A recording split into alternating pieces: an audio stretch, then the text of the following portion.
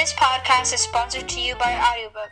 Do you hate reading? Well, Audiobook allows you to listen to thousands of bestsellers and new re-listens on your iPhone, iPad, or Android. Get any audiobook free during your free trial. Hello, and welcome back, listeners, to this week's podcast. My name is Brianna Valenzuela, and my partner, Elisa Matthews. We'll be introducing a new discussion on F. Scott Fitzgerald, 1925 release of his novel, The Great Gatsby. Opinions and the history of this novel will be further explained throughout the podcast.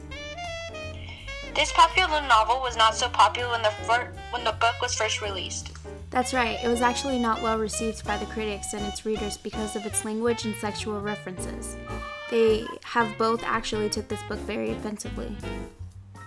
Yes, but despite the negative reactions, this novel actually exploded around America with new readers and positive feedback.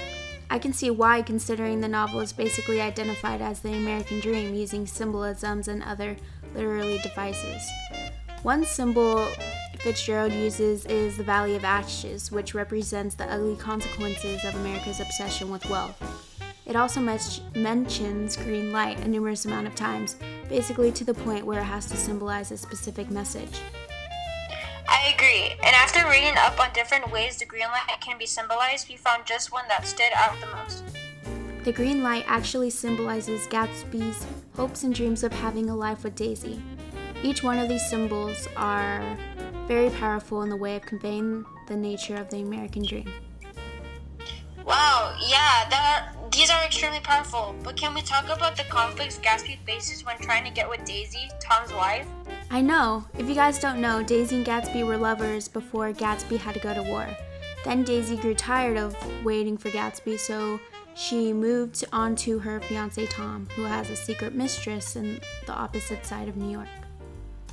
So Gatsby is still head over heels in love with Daisy, that he actually buys her expensive things that most of us can't buy ourselves, such as a mansion. In all honesty though, I think buying his way into earning Daisy's affection back is the wrong way to go, but that's just my opinion. I completely agree. It's almost as if he's taking his own money for granted. But let's move on to what Tom thinks about this. So Tom absolutely hates Gatsby at this point, but I don't understand why, considering he's involved with another woman. Yeah, I mean, he's in love with Daisy, so I can see how he would get upset, but he should have still thought about how Daisy would feel if she knew about the other woman he's been sneaking around with. Can we just add that Gatsby was not very fond of Tom himself because he's engaged to the woman he's in love with? Yeah, that must have hurt him a lot, but in the end, all of the conflicts are over, but in the most shocking way ever. He actually gets shot by George Wilson because he believed that Gatsby was the one involved in an affair with his wife Myrtle and killed her in a car accident. Wow, there's so much going on in this book that it's hard not to stop reading it, or even think that this is not a thriller book, which can absolutely pass as being one. I think we can all agree that this book definitely deserves the recognition it has, and it's getting to this day. The fact that this novel is being read in high schools all throughout America and is still loved by many is a definition of success. I think that I can say both Alicia and I. Yes, I completely agree with you on that.